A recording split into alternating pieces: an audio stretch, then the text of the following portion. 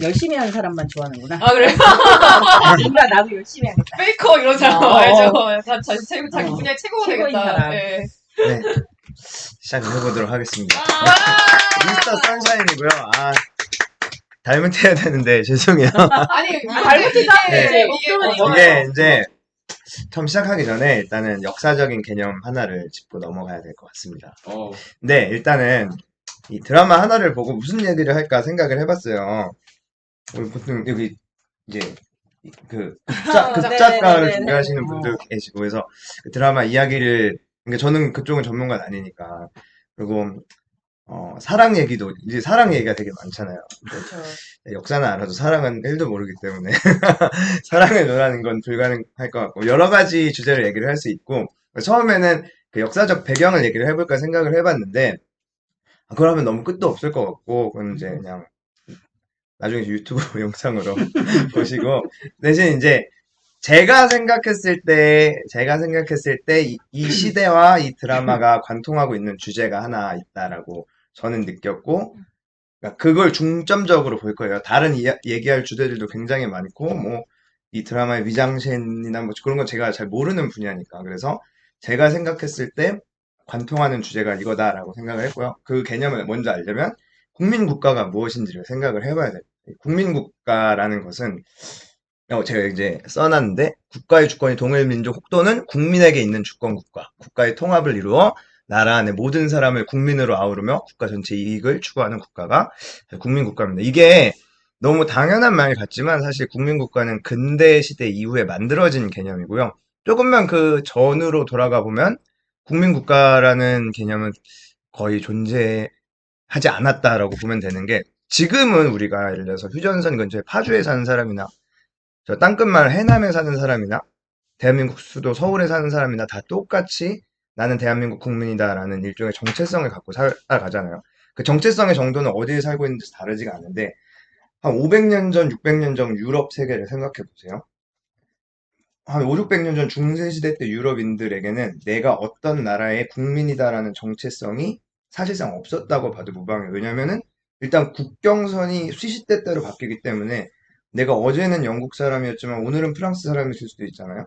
그런 사람에게 있어서 내가 한 나라의 국민이다라는 정체성을 갖는 거는 굉장히 어려웠을 것이고, 두 번째로 그때 당시에는 왕을 구심점으로 해서 하나의 영역 국가의 개념이 명확하지가 않았어요. 왜냐면 왕보다는 지금 내 땅에 영향력을 갖고 있는 사람은 우리나라의 왕보다는 이 지역의 영주나 지방 제후인 경우가 많았기 때문에 그 국가의 국민으로서의 정체성이 없었다. 그리고 특별히 유럽의 경우는 내가 어떤 나라의 국민이다라는 정체성보다 내가 기독교인이다, 내가 하나님 나라의 백성이다라는 기독교적 정체성을 훨씬 더 강하게 가지고 있었기 때문에, 사실 거기서부터 우리가 단테 신국 때 얘기했던 그 교황권과 황제권의 끊임없는 갈등이, 교황이라는 실권이 없는 그 종교 지도자가 황제에게 직접적으로 대항할 수 있는 것도 사실 거기서 나왔거든요. 왜냐하면 대부분의 사람들이 자신들의 정체성을 기독교인, 한 나라의 국민보다는 기독교인으로 가지고 있었기 때문에 된 것이다. 그런데 근대 시대를 거쳐가면서 국민국가라는 개념이 새롭게 만들어져 버려요. 그래서 그럼 국민국가는 뭐냐? 그 영역 안에, 그 국가의 영역 안에 살고 있는 모든 사람들을 국민이란 이름으로 포괄할 수 있는, 그러면 그 나라에 살고 있는 모든 사람은 내가 이 나라의 국민이다라는 정체성을 갖고 사는 거예요. 그러니까 지금 우리가, 여러분들이, 그래서 제가 애국심 얘기를 했었는데, 여러분들이 태극기를 보면 뜨거워지고, 사실 축구 경기를 할 때 나랑 평생 한 번도 본 적 없는 사람들이 열심히 공차는 걸 응원할 수 있다라는 것은 저 사람들이 우리 국가의 대표라는 그 정체성을 자각했기 때문이잖아요. 근데 우리가 이제 이 질문을 던져야 돼요. 그럼 내가 이 국가의 국민으로 태어났을 때 여기서 대한민국 국민이길 선택하신 분은 없으시죠? 물론 우린 다 선택하지 않았어요. 난 태어나면서부터 국민이에요. 두 번째로, 내가 선택하지도 않은 이 국가의 국민으로서의 나의 마땅히 해야 할 바를 다 하는 것, 한마디로 애국을 하는 것은 그 자체로 보편적인 가치인가? 우리가 살인을 하면 안 된다, 도둑질을 하면 안 된다, 뭐 이런 것을 하면, 그러한 우리 기본적인 도덕률은 사실 그 누구도 반박할 수 없는 보편적인 가치란 말이에요. 근데 내가 내 나라를 사랑해야 한다라는 가치는 과연 살인을 하면 안 된다라는 명제와 동급으로 취급할 수 있을 만큼의 당위성을 가지는가? 철학적으로 질문을 해봐야 되는데, 그 전에 앞서서 어쨌든 국민국가는 국가 성원 모두를 국민으로 포괄할 수 있어야 되는데, 그러려면은 그 국가의 성원들을 하나로 묶어줄 수 있을 만한 체계들이 필요해요. 그래, 거기서 가장 중요하게 역할을 하는 게 민족주의라는 거죠.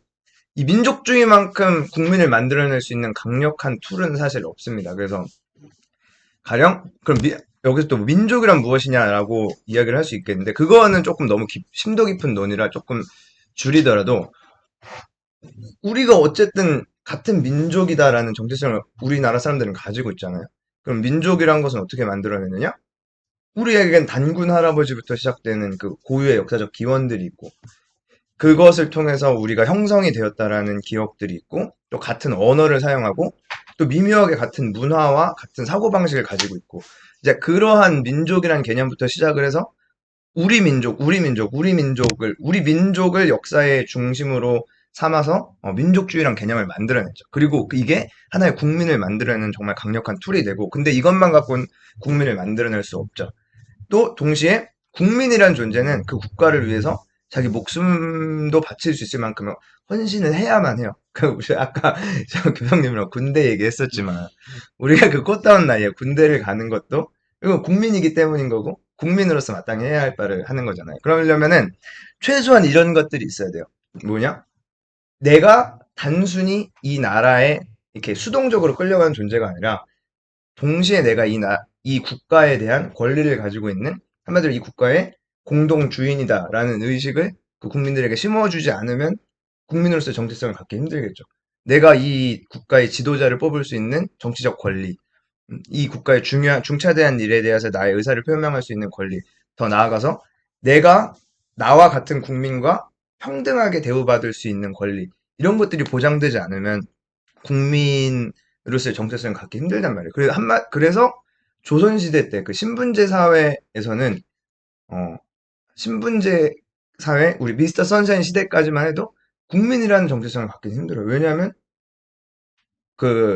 고사홍 어르신과 같이 신분적으로도 그렇고 어떤 사회적 지위로도 그렇고 국가에서 뭔가 중차대한 일을 하고 여론을 끌을 수 있을 만한 사람은 조선의 백성이다라는 굉장한 자부심을 가졌겠지만 우리가 이제 얘기하겠지만 뭐 유진초이나 구동매와 같은 백정 노비들 또한 고사원과 같은 이 국가에 대한 그 감정을 가질 수가 있겠느냐? 그건 사실 아니라고 보거든요.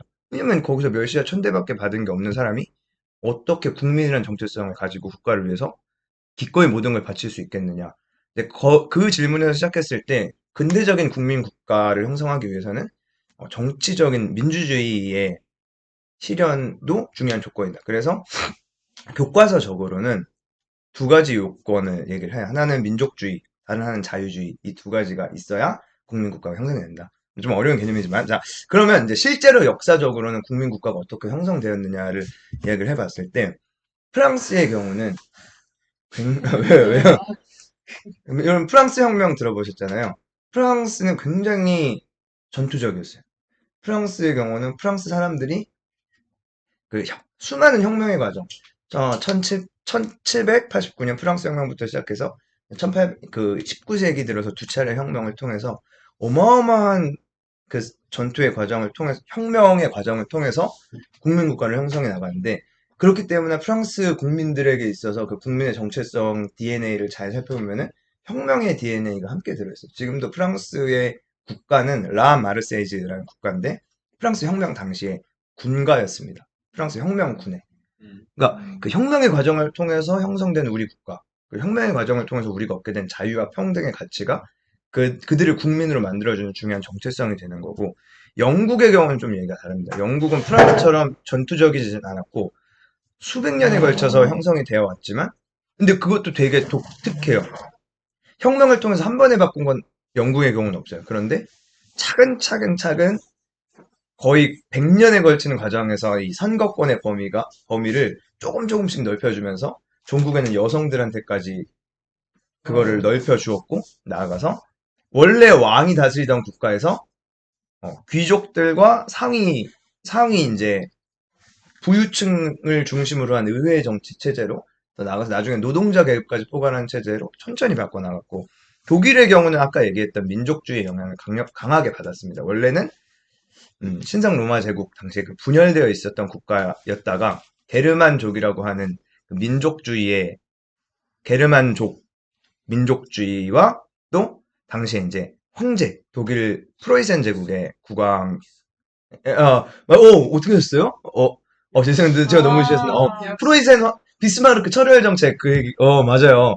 그 비스마르크라는 굉장히 탁월한 재상과 당시 프로이센의 국왕이었던 비렐름 1세를 구심점으로 해서 통일을 이루어서 그래서 그래서 독일은 민족주의 영향을 굉장히 많이 받았고, 사실 이게 굉장히 재밌는 게 민족주의의 영향을 받아서 국민국가를 형성되었을 때 결과물은 좋지가 않았어요. 나중에 결국 나치로 이어지는 경우가 있고, 미국이 국민국가를 형성하는 과정도 굉장히 독특합니다. 근데 미국은 사실 민족주의가 없습니다. 왜냐면 미국을 처음 세운 사람들은 앵글로색슨계 영국인들이었지만 나중에 미국을 완성시켰던 사람들은 정말 수많은 문화권에서 넘어온 이주자들이었기 때문에, 그러면 미국의 가치는 어떻게 만들어냈냐. 근데 미국은 여타 다른 국민 국가들과 다르게 굉장히 독특한 방식으로 형성을 한 게 미국만의 가치를 만들어냈어요. 미국의 가치를 만들어내고 그 미국의 가치 안에 수많은 사람들을 이렇게 포용했죠. 그럼 그 미국의 가치가 무엇이냐? 굉장히 유명한 연설 하나 있는데 영주님께 부탁 하나만 드려도 될까요? 한 번만 읽어주실래요? 한 번만 읽어주세요. It's rather for us to be here, dedicated to the great task remaining before us. That from these honored dead, we take increased devotion to that cause for which they gave the last full measure of devotion. That we here highly resolve that these dead shall not have died in vain. That this nation, under God, shall have a new birth of freedom, and that government of the people, by the people, for the people, shall not perish from the earth. 굉장히 유명한 연설이죠. 내 밑에 있는 네. 분은 알 것 같아요. 남북전쟁, 미국의 남북전쟁 이후에 아브라함 링컨 대통령이 게티스버그, 마지막 전투가 벌어졌던 게티스버그에서 게티스버그 전투를 마무리하고 게티스버그 연설이라는 역사에 남은 연설이죠. 거기서 링컨이 한 연설이었는데, 미국은 남북전쟁, 즉 흑인 노예의 해방 문제와 연방 여러 가지 복잡한 문제가 꼬여있는 그 남북전쟁 이후에 이 미국이란 나라가 무엇인지 한 번 더 생각을 해보게 됐고, 그래서 결국은 이 유명한 문장, 국민의 국민에 대한 국민을 위한 정치가 있는 그 나라라는 미국의 가치를 실현을 시켜놨던 거죠. 그리고 그 자유가 있는, 국민을 위한 자유가 있는 그 미국의 가치 아래 굉장히 많은 사람들을 이제 포용했고, 그래서 수많은 이주자들이 미국에 넘어갔을 때, 물론 그 안에 엄청난 차별과 멸시가 있었죠.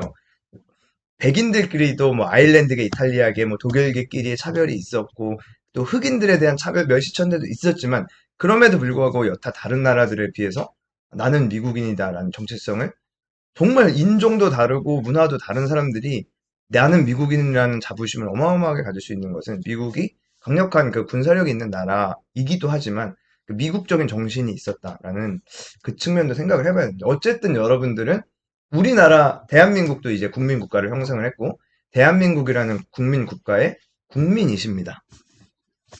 아까 했던 질문이죠. 그럼 여러분들은 대한민국이라는 나라의 국민이신데 여러분들이 이 나라를 사랑하는 것은 당연한 것인가요? 어떻게 생각하세요? 당연합니까? 이 애국심이란 게 우리가 마치 사랑과 평등, 그러니까 우리가 굳이 질문을 던질 필요가 없는 보편적 가치에 애국을 끼워넣는 경향이 있는데 사실 그렇게 그렇다고 볼 수는 없습니다.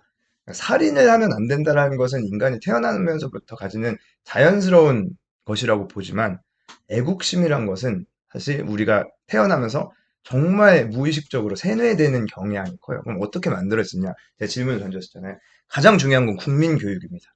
그래서 여러분들 국민학교 나오신 분들이 어디까지죠? 여기서 이 국민학교란 말 굉장히 무서운 말이에요. 국민학교가 뭐냐? 한국 시민. 그러니까 그 영향도 있는데 이제 국민학교라는 말 자체가 국민을 만들어내기 위한 학교란 의미잖아요. 그러니까 우리 기본적으로 국민학교라는 말은 우리가 살면서 필요한 기본적인 지식을 배우는 교육 공간이 아니라 대한민국이란 나라의 국민으로서의 기본적인 자질을 갖추기 위한 학교인 거예요. 엄밀히 말하면. 그럼 국민학교에서 우리가 뭘 배웁니까? 그러니까 지금도 사실 우리가 국민 교육을 받고 있는데 그러면 우리가 학교에 가서 뭘 배우느냐? 뭐 수학이나 영어도 배우지만 국기에 대한 게. 요즘 그거 안 하긴 하지만 오. 먼저 역사를 배우죠. 저에게 배우면 뭘 배우죠? 이순신 장군을 배우고 세종대왕을 배우고 또 물지문덕 장군을 배우고 이게 물론 이제 학교에서 막 그런 걸 배우면은 막 이게 힘들지만 이걸 막 심지어 외우고 시험도 보고 이 과정에서 애국심이 생길 수밖에 없어요. 역사 속에서 우리 민족, 우리 조상들을 주어로 두면서 그들이 주인공이 돼서 그들이 다른 민족과 싸우는 과정을 배우는 거잖아. 그럼 거기서 뭘 배우겠습니까? 우리는 누구인가라는 정체성이 형성되고 동시에 우리를 괴롭히는 타자에 대한 인식이 생기게 돼요. 그러면은 자연스럽게 한 7, 8살 되면은 누가 가르쳐 주지도 않았는데 일본 사람들이 미워져요. 이순신 장군 이야기를 배우면. 또 중국 사람들이 미워져요. 그건 너 일본 나쁜 사람이 하지 않아요. 그냥 이순신 장군 얘기 한 번만 들어도 생겨나거든. 그리고 우리나라에 대한 애국심이 마치 당연한 것이냐 형성이 되는 그 과정이 있고 대중문화도 마찬가지입니다. 사실 미스터 선샤인도 그 과정 속에 하나죠. 그뭐 국뽕 유튜브 얘기하셨는데 그것도 그 영향이 있어요. 그 영향이 분명히 있고 아니면 명량, 한산 이런 것도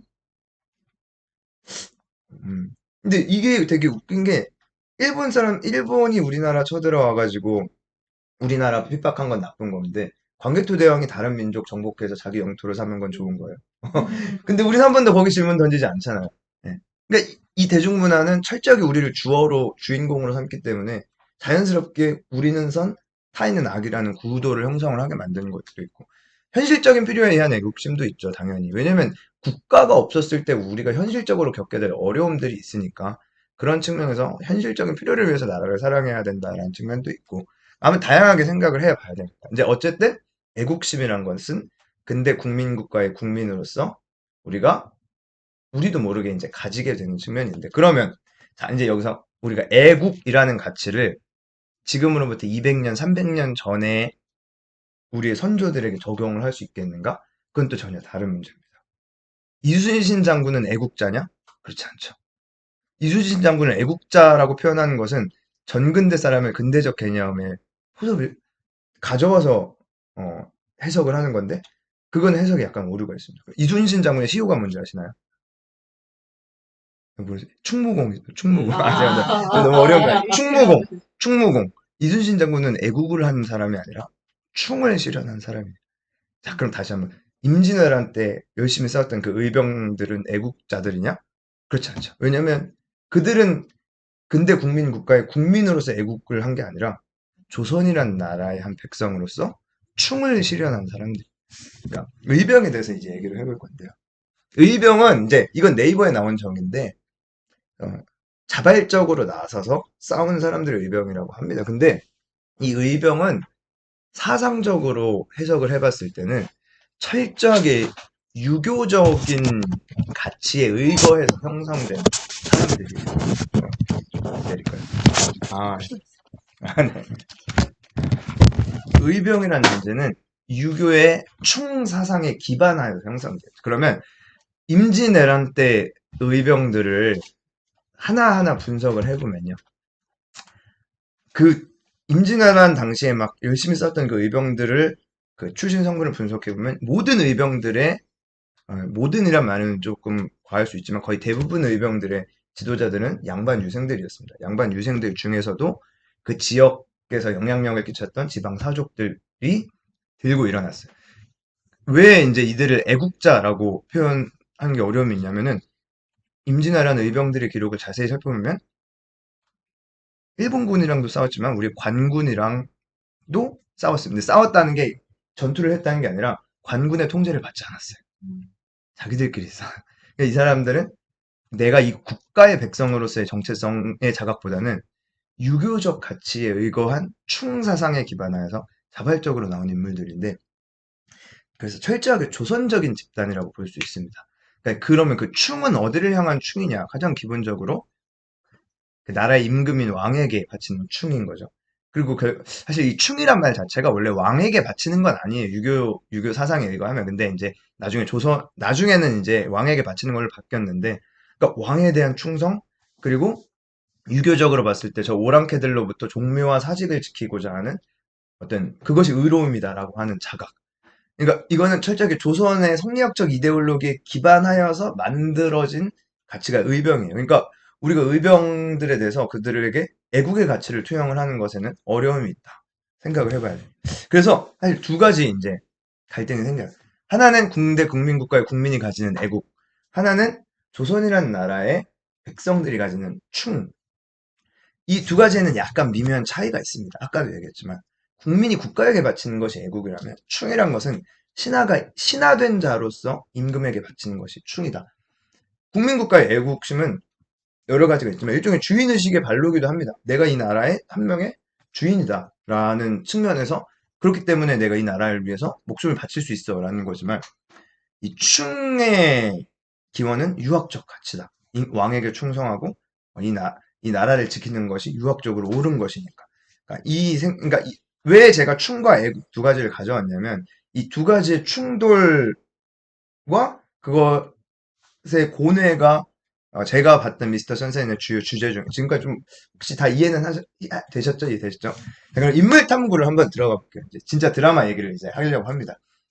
참 재밌어요. 이 미스터 선샤인에서 나라를 지키기 위해서 그 주체적으로 등장한, 물론 여기보다 더 많은 인물들이 있지만 가장 핵심적인 주인공 4명을 꼽아보자면 이 사람들인데 하필이면 왜 이 사람들이 조선이라는 나라, 그때는 대한제국이었죠. 대한제국을 수호하는 의병으로서 이들이 등장했는가? 그러니까 이 노비 여성 백정 한량 왜 이들이어야만 했는가가 되게 재밌는 건데 먼저 노비 유진초이부터 생각을 해볼게요. 유진초이는 물건 취급을 받던 노비 출신이었어요. 굳이 설명할 필요가 없죠. 여러분들 드라마 보셨으면 다 아셨겠죠. 노비였고요. 상전에 의해서 부모가 잔혹하게 죽임을 당하죠. 자기 어머니가 겁탈을 당할 뻔한 거를 아버지가 구하려다가 둘 다 죽게 되고 이 사람도 죽을 뻔하다가 미국으로 도망을 치게 돼서 미군이 됩니다. 근데 드라마에도 나오지만 유진초이는 미국에게는 조선인으로서 조선인에게는 미국인으로서 소속감을 갖지 못하는, 그러니까 어느 쪽으로도 국민으로서의 정체성을 갖지 못하는, 하지만 어쨌든 국적은 미국인이에요. 그래서 되게 재밌는 장면이 나왔는데 고종 황제가 처음에 유진초이한테 그 무관학교 교관 자리를 제의를 했을 때 거절을 하죠. 근데 고종 황제가 재밌는 말을 합니다. 그대는 나의 신민이 아니다. 그대는 나의 백성이 아니다. 여기서 신민이라는 것은 사실 엄밀히 말하면 국민과는 다르죠. 국민이라는 것은 아까도 얘기했지만 일종의 주인 의식을 가질 수 있는 존재여야 하는데 신민이라는 것은 철저하게 백성인데 황제폐하, 고종이라는 황제폐하에 충성을 바치는 백성이라는 측면이 강하잖아요. 이것도 한번 유념해 주셨을 때, 자, 미국인, 그러니까 이 사람은 신민이 아니에요. 즉 고종 황제에게 충성을 바치는 사람이 아니라 미국의 국민이기 때문에 고종의 영향력에서 벗어나는 존재였다. 자, 두 번째로 이 사람입니다. 변녀는 굉장히 김희성이라는 사람은 굉장히 독특한 캐릭터예요. 이 안에서 첫 번째로 부잣집 도련님이고 조선의 엘리트입니다. 조선의 엘리트라는 것은 근데 좀 사대부 집안 가운데서 무시받는 집안이었던 것 같긴 한데 일단 돈도 굉장히 많았고 그때 당시 수많은 이제 젊은 지식인 중에서도 가장 각광받을 수 있었던 이유는 일본에 가서 유학을 갔다 오죠. 유학 갔다 온 지식인이라는 어마어마한 메리트를 가지고 있습니다. 그런데 이 한량 김희성은 어떻게 보면 역사적 원죄를 자기 마음에 품고 살아가는 존재였죠. 왜냐하면 자기가 이렇게 유학까지 갔다 와서 풍족하게 생활을 하는 과정에서 자기 조부와 아버지가 얼마나 많은 힘없는 백성들의 고혈을 짜냈는지를 직접 눈으로 목격하고 살았기 때문에 약자들의 고혈과 그 눈물, 그것을 양분 삼아서 자신이 풍족함을 누린다라는 것에 그 집안에선 거의 유일하게 죄책감을 갖고 사는 인물입니다. 그래서 항상 그 시계 아시죠? 시계. 그 시계를 죄의 무게처럼 달고 사는 사람이죠. 그래서 처음에 김유성이 나왔을 때 그 막 일본에서 게이샤 끼고 그래서 그 조선에 가면 뭐 할 일 있어? 뭐 할 일도 없잖아. 뭐 여기선 할 일 있냐? 그런 말이 나오잖아요. 그러니까 이 사람은 당시 조선 젊은이들 중에서는 가장 많은 일을 할 수 있었던 인텔리였지만 동시에 너무 많이 알았기 때문에 그 당시에 내가 할 수 있는 일이 별로 없다라는, 내가 거기서 성공해봤자 그 약자를 착취하는 조선 체제에 부역하는 부역자밖에 되지 않는다는 거. 그렇다고 이 나라를 구하려고 해도 내가 이 나라를 구할 수도 없다라는 것. 그러니까 머리는 좋아서 아는 건 많은데 할 수 있는 것은 하나도 없다라는 것을 처절하게 깨달은 그냥 좌절한 지식인이었죠. 그러니까 그러한 좌절한 지식인, 배운 건 많지만 이 현실 속에서 할 수 없다는 것을 깨달아서 좌절한 지식인들이 나중에 근대 문학 작품에 굉장히 많이 나와요. 이게 시몬이라는 사람이 조선의 영웅이라는 책에서 쓴 표현인데, 시대의 기영하인 창백한 인텔리. 그, 그 이상이라는 작가가, 이상 굉장히 유명한 작가는 날개라는 소설에서 제일 첫 구절이거든요. 박제가 돼버린 천재라. 그러니까 이 박제가 돼버린 천재가 주인공이었죠. 이 박제가 돼버린, 그러니까 그 소설을 보면은 자기 와이프가 이제 약간 그 기생 느낌으로 나오잖아요. 그러니까 자기는 그 다락방에서 아무것도 못한 채 그냥 누워 있는 거예요. 그러니까 그게 조선의 지식인들이 처한 현실을 표현을 한 걸로 나오죠. 현진건, 이것도 우리 국어 교과서 보면 아시겠지만 현진건이라는 작가가 쓴 술 권하는 사회. 그러니까 일본에 유학까지 갔다 왔지만 조선에서 지식인으로서 할 수 있는 게 아무것도 없다는 걸 알고 항상 술만 마시면서 사는 모습을 그려. 그러니까 김희성은 그런 현실에 처했던 거예요. 어, 이 개항기 역사를 보면은 배운 게 많고 개화, 그러니까 외부의 서양의 지식을 배워서 근대적으로 변하고자 했던 그 젊은 지식인들이 많았는데, 김옥균, 서재필과 같은 사람들이, 이 사람들이 다 실패를 합니다. 김옥균, 우리 여러분 한국사 시간에 배우셨겠지만 갑신정변, 김옥균 갑신정변을 일으켜서 뭔가 조선의 근대화를 일구려고 했지만 뭐 여지없이 실패해버리고, 서재필이라는 사람도 여러모로 노력을 해봤지만 실패해버리고. 그러니까 개화하려고 한 사람들이었지만, 그러니까 세상 어떤 근대적인 방식으로 조선을 바꾸려고 했던 젊은 이들이었지만 그들의 혈기는 항상 꺾여왔죠. 조선의 역사에서. 이제 그런 모습이 투영이 되었고, 이 캐릭터도 굉장히 웃깁니다. 구동매. 백정 출신이죠. 백정 출신인데, 무신회, 이 한성 지부장. 무신회라는 존재가, 무신회가 아마, 제가 잘 모르겠어요. 일본사는 제가 잘 모르는데, 근데 일본이란 나라 자체가, 일본도 근대화를 하는 과정에서, 원래 일본은 사무라이 집단들이 굉장히 파워가 강력했었는데, 근대화를 하는 과정에서 이제 그 사무라이 집단들이 완전히 이제 사회적으로는 이도저도 못하는 존재들로 전락을 해버린 거죠. 칼도 뺏기고. 그 과정에서 낭인들이 형성이 되고, 그 낭인들을 모은 조직이 된 것 같은데, 어쨌든 이 구동매라는 사람은 원래 조선에서 백정 출신이었습니다. 그리고 그러니까 되게 웃겨요. 이 구동매는 백정으로서 조선에서 차별과 멸시를 받았는데, 그러니까 조선이란 나라에서 그 신분제 사회에서 이루어지는 차별과 멸시는 직선적이라기보다는 중층적이에요. 무슨 말이냐면, 우리가 흔히 양반 사대부가 힘없는 백성들을 착취하고 멸시했다라고 생각을 하는데, 그 힘없는 피지배 계급 내부에서도 또 그들끼리 서열이 나뉘어서 착취하고 멸시하죠. 그러니까 그 피지배급 중에서도 양인들, 일반 평민들이 백정과 노비 황대들을 멸시, 자기들도 자기들보다 위에 있는 자들에게 멸시받지만 동시에 자신들이 받는 멸시를 또 자기보다 아래에 있는 자들에게. 이 장면을 한번 같이 그 아주머니를 다 죽여버리는 일을 했는데, 여기서 한번 질문을 던져봐야 돼요. 우리가 구동매가 이 조선을 버리고 일본인이 된 매국노라고 욕을 먹잖아요. 그럼 이 구동매가 조선을 버린 게 과연 불의한 일인가?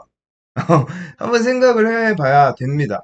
이거는 구동매는 조선이란 나라에서 가장 멸시받고 천대받고 그 폭력의 가장 아랫단에서 고통받던 존재였거든요. 이런 존재들이 자신의 나라를 버리는 것에 대해서 과연 그 돌을 던질 수 있는 자가 있는가라는 질문을 던져보지 않으면 안 돼. 우리가 애국과 매국이라는, 나라를 사랑하는 것과 그렇지 않은 것 두 가지 프레임으로만 놓고 과거의 역사를 보면은 그 안에서 또 폭력이 일어나게 돼요. 왜냐면 애국을 도저히 할 수가 없는 자들에게 애국을 강요할 수 있겠는가라는 거죠. 이제 고혜신이 나옵니다. 고혜신은 신분적으로는 굉장히 조선에서 각광받는 존재였지만, 그 돈도 많고 존경받고 신분적으로 굉장히 높지만, 그럼에도 불구하고 가장 치명적인 결함이 있었어요. 바로 여성이었다는 거죠. 여성으로서 사실 조선이라는 나라에서의, 조선뿐만 아니라 전근대 사회에서의 여성이라는 존재는 주체적으로 어떤 자신의 운명을 개척한다는 것을 생각해 볼 수 없는, 수동적일 수밖에 없는 존재였죠. 그래서 초반부에 그 할아버지 고사홍 영감께서 이 말을 던지죠. 지혜비 그늘 아래서 꽃처럼 살아. 그 말을 던졌을 때 고려의 신이 굉장히 멋있는 말로 맞받아칩니다. 네, 전 불꽃이 되겠습니다. 멋있는 말이죠. 그러니까 스스로 주체적으로 그러니까 나는 이 조선이라는 나라에서 여성으로 태어났지만 수동적으로 누군가의 아내로만 살지 않겠다. 내 운명을 개척하겠다라는 그 자신의 포부를 보여줍니다. 심지어 여성임에도 불구하고 어떤 오히려 글에는 이런 글과 학문으로 싸우는 것에 대한 부정적인 포부를 보이죠. 몸으로 싸우죠. 웬만한 남성들도 선택하기 어려운 총을 들고 싸우겠다. 그래서 유명한 말을 하죠. 글에는 힘이 없습니다. 그 말이 무엇이죠? 근데 그러니까 이 대신 고혜신은 그 자체로 매우 모순적인 캐릭터예요. 왜냐하면 조선을 구하기 위해서 나서는 주체적 여성. 근데 주체적인 여성이란 존재는 조선에서 필요로 하지 않아요.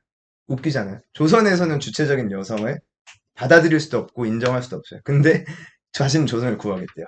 그러니까 고혜신은 그 자체로 아이러니를 품고 세상에 나온 인물이에요. 그러니까 재밌는 표현을 하나 또 드라마에. 그러니까 우리가 그 조선이란 나라가 유교적 이데올로기를 어떻게 취급하는지를 한 번 더 살펴봐야 되는데 조선은 그 신분 질서를 바르게 하는 것이야말로 이 세상이 올바르게 되는 길이라고 굳게 믿었던 나라예요. 그러니까 이 유교적 이데올로기를 하나의 윤리강령이 아니라 형이상학적인 종교적인 가치에 영향을 끼친 거예요. 그래서 이게 평민이 양반이 되려고 한다거나 여성이 뭔가를 하려고 하는 거는 단지 비윤리적인 것을 넘어서 우주적 질서를 파괴하는 행위로서 해석을 했어요. 성리학이 그거예요. 성리학이 유교적 윤리에 우주적인 그 질서에 대한 존재 의미를 부여한 게 성리학이거든요. 그러니까 이 애는 지금 세상을 망치고 있는 거죠, 조선에서. 우주의 질서를 파괴하고 있어요. 애신이는. 그런데 조선을 구하겠대요. 그러니까 이 아이러니를 어떻게 극복하느냐가 또 선사에서 중요한 주제가 됐을 텐데. 그러니까 여기서 이제 질문을 던져야 되는 게 이들이 조선을 구하기 위해서 나선다라는 것 자체가 사실 미스터 선샤인에서 질문을 던져봐야 되는 거죠. 이제 대신 이 시기는 유교가 수명을 다한 시기예요. 더 이상 유교적 가치가 나라를 구해줄 수 없다라는 것을 알게 된 시기인데 그러한 상황 속에서 자 이제 이들이 등장을 합니다. 그렇기 때문에 이들이 등장할 수 있었겠죠. 근데 그럼 이들에게 무엇을 명분으로 이들에게 나라를 위해서 싸우자라는 제의를 할 수 있겠느냐라는 거죠. 그러면 이들에게는 유교적 가치인 충을 기반해서 제의를 할 수는 없어요. 왜냐하면 이들은 그 충에도 포함될 수가 없는 존재들이니까. 여성에게 있어서 충이란 것은 나라를 위해 싸우는 게 아니라 지혜 비근에서 꽃처럼 사는 거고 백정과 노비에게 있어서 충이란 것은 그저 양반 사대부들 말 잘 듣고 하라는 대로만 하는 것이 충인데 그런 충이 아니라 정말 나라를 위해서 목숨을 바치라는 제의를 하기 위해서는 아까 얘기했던 충이 아니라 애국이라는 메시지를 던져줘야 되는 거고 그러면 조선이란 나라가 정근대적 왕조 국가인 조선이 아니라 근대 국민 국가로서 거듭나야 되는 거예요. 그래서 이제 미스터 선샤인에서 역사적으로 의미를 부여할 수 있는 중요한 주제는 전근대 국가가 군대 국민 국가로 전환되는 과정. 그리고 그 과정에서 국민이 탄생하는 과정이 하나의 핵심 주제라고 저는 봤던 거죠. 근데 참 이게 어려운 게 조선과 같은 침략을 받았던 국가들은 두 가지의 노선을 같이 탔어야 됐어요. 뭐냐면은 아까 얘기했던 미국, 프랑스, 영국 이런 나라들은 천천히 시간을 가지고 국민 국가를 먼저 형성할 수 있을 만큼의 충분한 시간을 가졌었는데 조선이라는 나라는 국민 국가도 만들어야 돼. 근데 동시에 외세의 침략도 막아야 돼요. 그러니까 외세에 대한 저항과 어떤 시대적인 전환 이 두 가지 과제를 같이 수행했어야 됐기 때문에 굉장히 힘든 상황에 처할 수밖에 없는 거죠. 그러니까 이 조선의 과제는 아까 얘기했지만 일본의 침략, 일본과 외세의 침략을 막음과 동시에 정근대 왕조에서 근대 국민국가로 전환해야 되는 거고 또 동시에 왕과 종묘 사직에 대한 충의 실천을 넘어서서 국가와 민족을 위한 애국심의 가치를 찾아낼 수 있어야 했어요.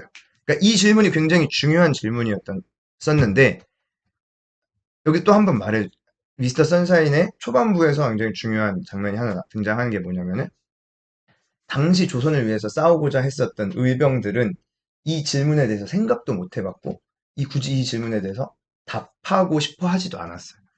왜 그러냐면은, 잠시만요. 이 질문을 던졌어요. 이 질문은 뭘 의미하냐면은, 그 조선은, 너가 구하려는 조선은 변화된 조선일 수 있느냐? 이들도 포함할 수 있는 하나의 국민국가로서의 조선을 너는 구하려고 하는 것이냐? 아니라는 거죠. 왜 질문에 답을 못했어요? 그러니까 그걸 거부한 게 아니라 생각을 안 해봤던 거예요. 그냥 애신은, 애신이 또 했던 유명한 말이 있는데, 그러면은, 새로운 시대를 맞이해야 되는, 새로운 가치를 부여해야 하는 시대에 오히려 그냥 500년 동안 이어져 왔기 때문에 지켜야 한다라는 역사적인 관성의 호소를 해버렸어요. 제가 느꼈을 때는. 그러니까, 외세의 침략에 대항하고자 하는 그 주체성을 보여줬지만, 새로운 시대에 대한, 준비는 되어 있지 않았던 거죠. 그래서 애신은 굉장한 좌절에 빠집니다. 좌절에 빠지고, 아까 그 보여드렸던 그 빙판 위에서의 그 장면 이후에 다시 한번 유진초이를 만나고, 이 말을 합니다. 이것도 그냥 영상으로 같이 보시죠, 이것도. 용기를 내서 한 말이었죠. 근데 어쨌든, 나중에 변하긴 하지만, 이 장면까지는 고혜신 스스로도 좀 그 가마를 벗어나지 못한 존재로서, 새로운 시대에 대해서는 전혀 생각하지 못한 존재로서. 근데 그래서 유진초이가 던졌던 귀하의 조선에 누가 사는 거요? 라는 그 질문은 중요한 이제 전환점이 되죠. 나중에는 이렇게 말을 함으로써 다독거립니다. 그러니까 당신 좋은 사람이다. 행랑 어르신도 살고 하만댁도 살고 있고 추노권 신분권 모두가 당신이 품어준다. 그러니 투사로 사시오. 란 말은 변화된 조선에 대한 이제 생각도 가져봐라 라는 생각으로 전환이 되는 것 같습니다. 그래서 이제 나중에 그러면 미스터 선샤인이 어떻게 전개가 되느냐. 엄밀히 말하면 그 국민국가에 대한 이상을 더 보여주진 않습니다. 않고 그냥 계속 의병투쟁과 나라를 지키는 것에만 집중을 해요. 그래서 완전히 전환이 되었다라는 측면, 보긴 어렵다라는 얘기를 해보고 싶고요.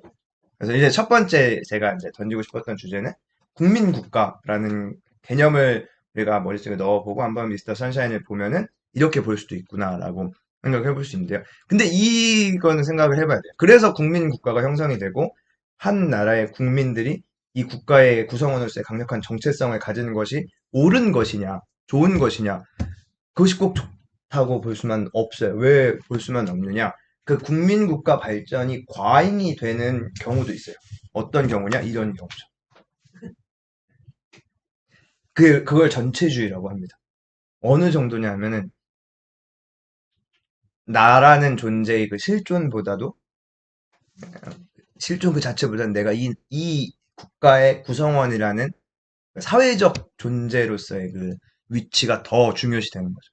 그러니까 나라는 개인은 국가를 위해서 기꺼이 희생해도 마땅한, 그러니까 개인의 존재보다도 국가의 존재가 상위에 올라가는. 그러니까 얘네가 그렇잖아요.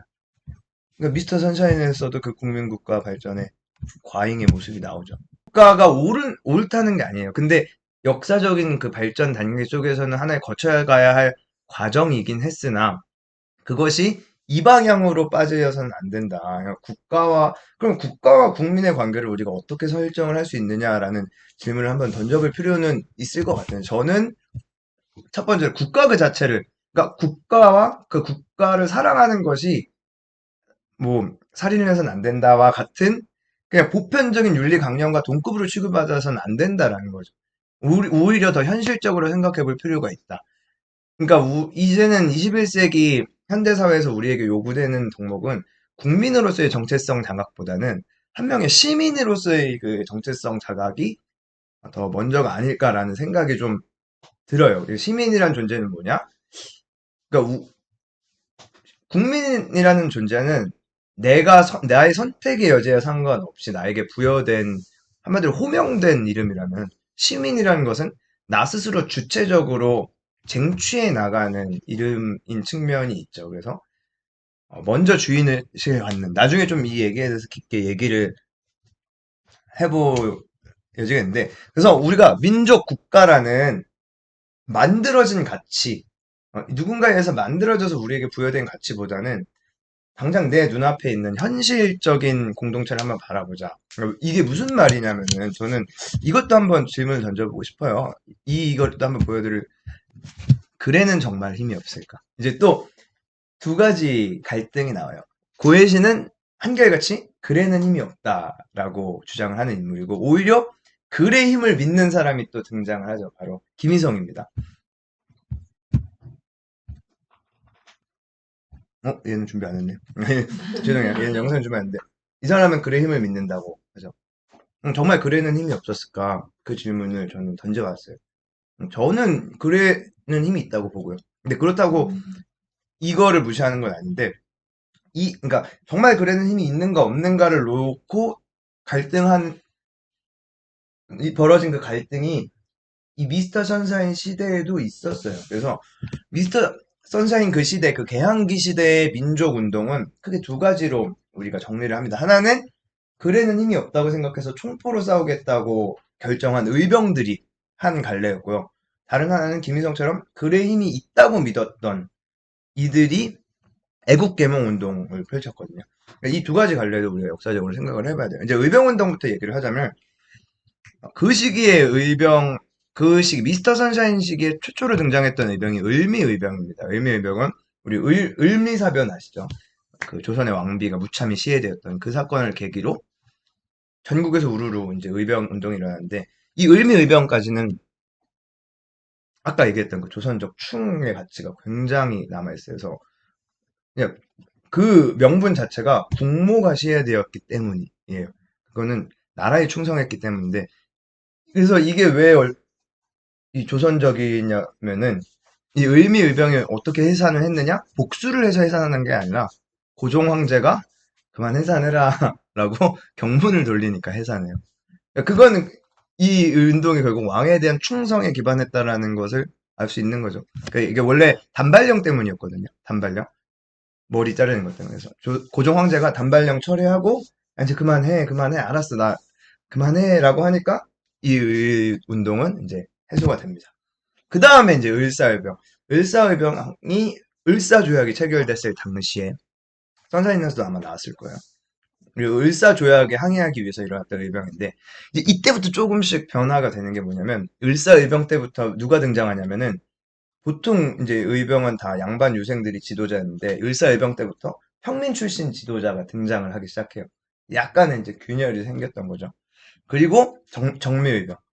그 선샤인 막 마지막 부분에 유명한 그 외국 기자가 나와가지고 아니 왜 이렇게 사진 찍는 그 장면 나오죠. 유명한 장면인데 그게 이제 정미의병입니다. 그 선샤인에 또 나왔던 그 군대 해산 이후에 이때부터는 이제 의병 계층이 양반 유생들보다도 평민들과 해산 군인들이 훨씬 더 수를 많이 차지하게 되죠.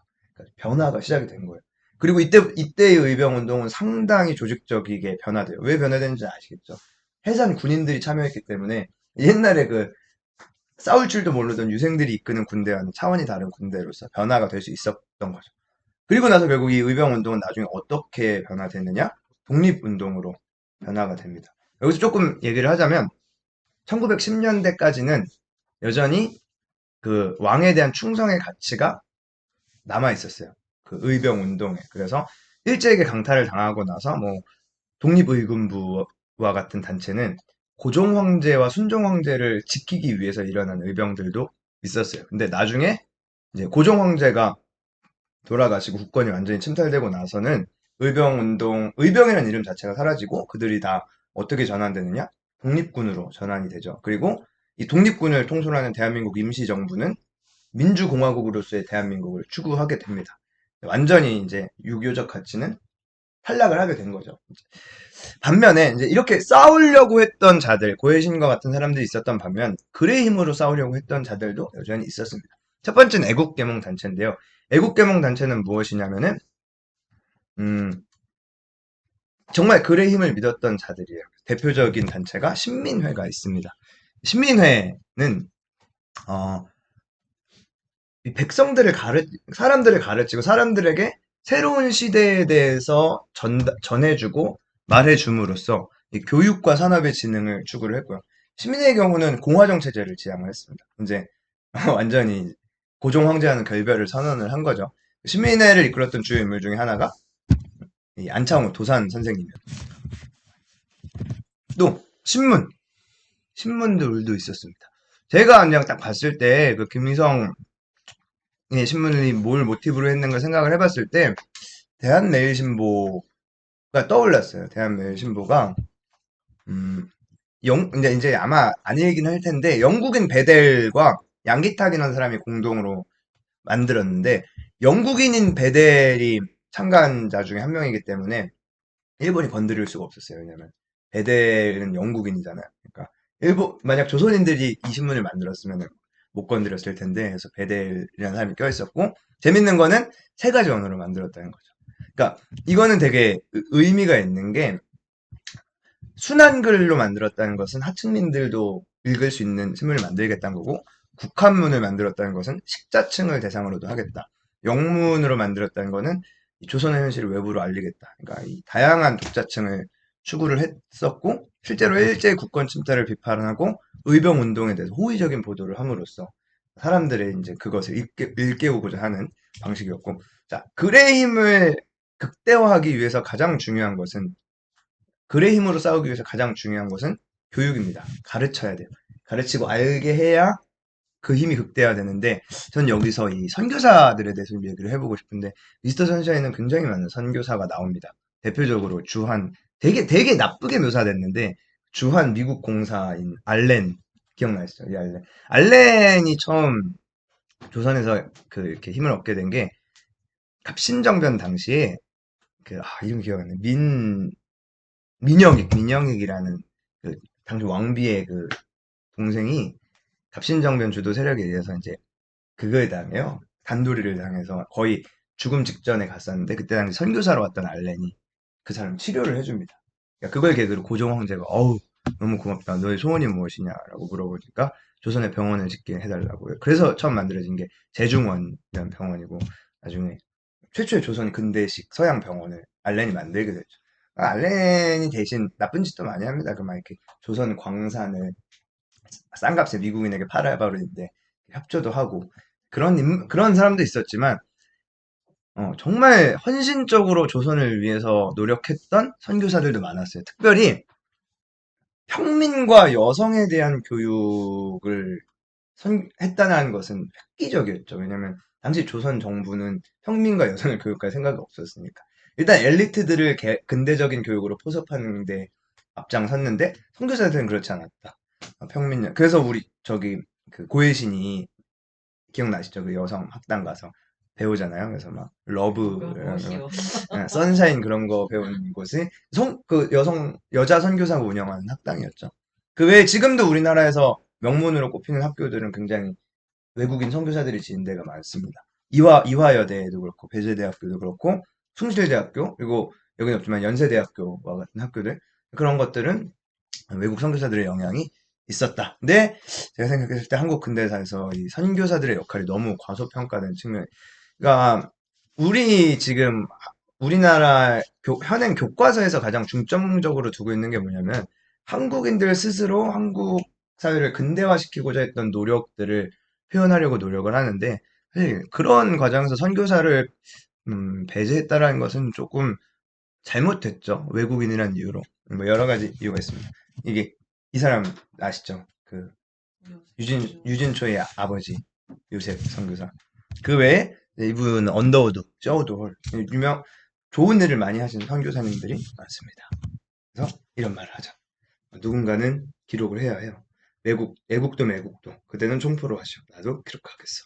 이 김희성의 말에서 싸움이라는 것은 단지 총포로만 할 수 있는 것은 아니다. 글의 힘으로 싸울 수도 있다. 라는 얘기입니다. 주요 주제는 얘기를 했고요. 이제 곁가지로 빠르게 몇 가지 또 선샤인에 대해서 하고 싶은 얘기들인데 이제 먼저 고종 황제에 대해서 좀 얘기를 해봐야 되는데요. 이 고종 황제가 이 드라마에서는 너무 예쁘게 나와요. 너무 예쁘고 잘 나오는데 역사적 그런 사람은 아니었습니다. 엄밀히 말하면 그렇게 표현돼요. 그러니까 이 배우도 너무 인자하고 멋있는 배우로 만들어 놓고 되게 막 이렇게 날카롭고 뭔가 겉으로는 뒤에서 막 이렇게 지혜롭게 해결하는 모습이 나오는데 우리 조선 망국의 선구자였고요. 제 생각엔. 저는 두 가지를 얘기를 하고 싶은데요. 동학농민운동 다들 들어보셨죠? 아시죠? 동학농민운동은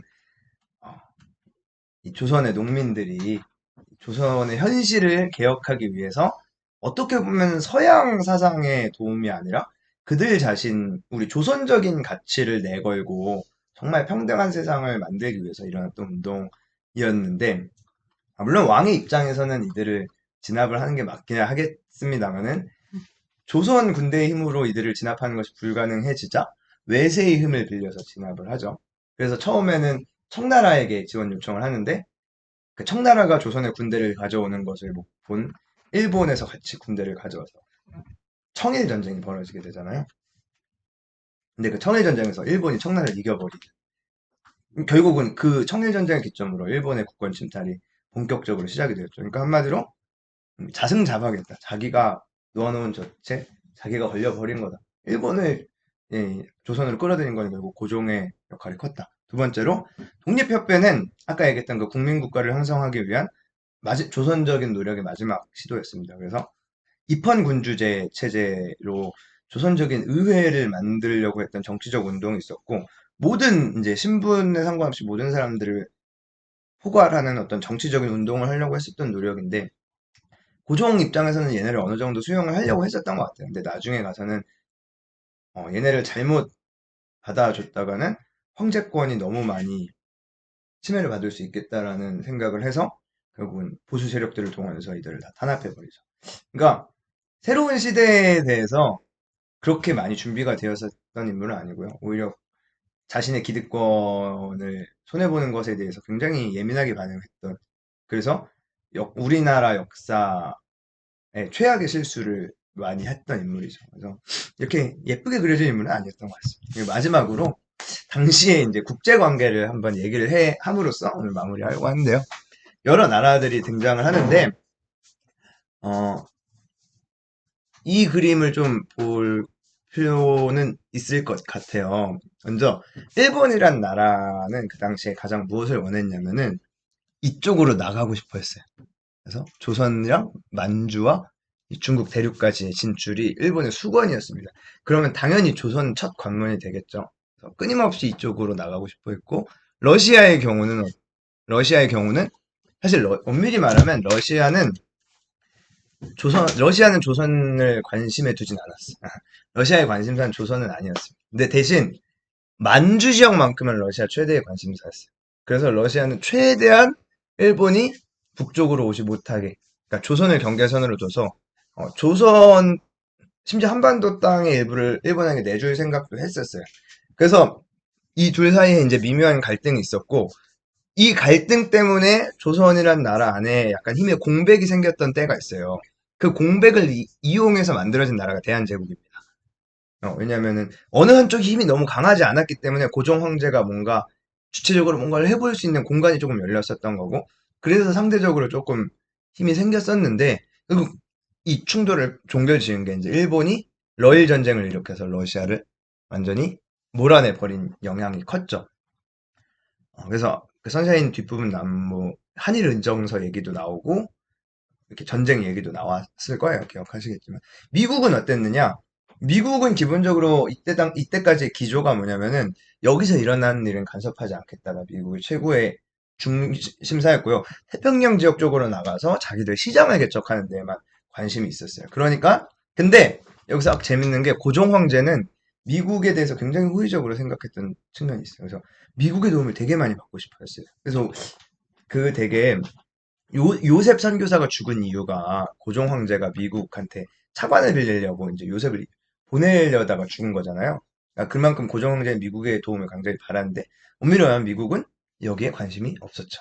나중에 그 가스라 테프트 밀약이라고 해서 미국이 일본이랑 밀약을 맺은 게 있죠. 우리가 필리핀 갖고 너네가 조선 갖는 걸로 서로 간섭하지 않기로. 그러니까 그 말은 미국은 조선에게 큰 관심이 없었다는 거죠.